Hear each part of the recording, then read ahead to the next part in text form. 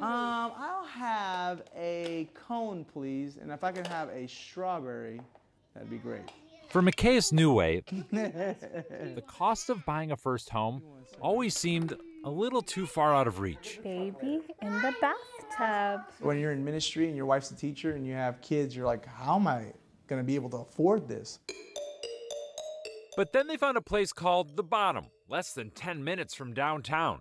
It was first settled in 1845 as a community for newly freed enslaved black people. Today, it's a housing development.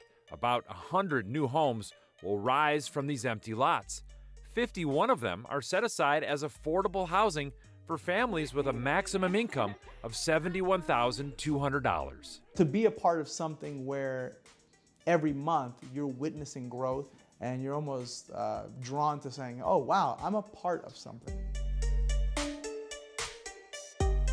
In our Banking Below 30 series, we've shown you how many ways banks avoid lending money in Dallas's Black and Hispanic neighborhoods, blocking minority families from building wealth.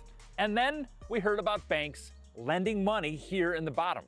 And we wondered what would convince a risk-averse bank to lend money in a high-minority, low-income neighborhood with crumbling infrastructure where hardly anything's been built in the last 50 years. Tell me, when you walk this sidewalk, what do you think about? I see hope. I see a dream coming to fruition. Effie Dennison is the Director of Community Development and Corporate Responsibility at Texas Capital Bank. In a previous story, we reported that Texas Capital participates with other banks to lend hundreds of millions of dollars to high-cost lenders that critics say prey on minority neighborhoods. But here in the Bottom, Texas Capital was the first to make a loan. Though the amount is undisclosed, Dennison describes it as a line of credit in the millions that funds the construction of the new homes. Dennison says banks have an obligation to go look for these kinds of deals in the minority neighborhoods of southern Dallas. It takes getting out in. You cannot do what's sitting in your desk and think it's going to just come and fall in your lap. Dennison says one reason the bank felt comfortable lending here is the city of Dallas made it attractive by pouring in its own money. $2.4 million given to developers to buy up lots and make neighborhood improvements. $5.25 million spent on digging new sewer lines, paving roads, and installing streetlights. So this investment is one that we see it as good business, not a charity, because there's nothing handout about this. This loan had to underwrite just like any other loan that we did, but we knew that we had to look at it from a different lens. When you look with a different lens, does that mean that the bank will accept making less money than if they put this money in Prosper or Plano or something? Two different markets. You may have to stretch your credit box a little bit more because it's not going to pencil necessarily that it would if it was a slam dunk in the Frisco area. We're as vested in this community as this home builder, as these home families that are going to be moving in here. This is our legacy too.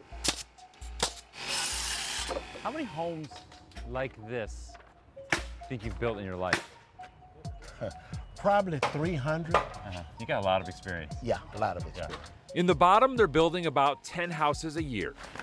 And they're being built by small black builders like Calvin Berry. Over the years, many black builders like Berry have struggled to find a bank willing to make construction loans. We have to go take a mortgage out on our home. You see it on TV where some of the people say, well, I'm going to take a mortgage out on my home. Well, we do that.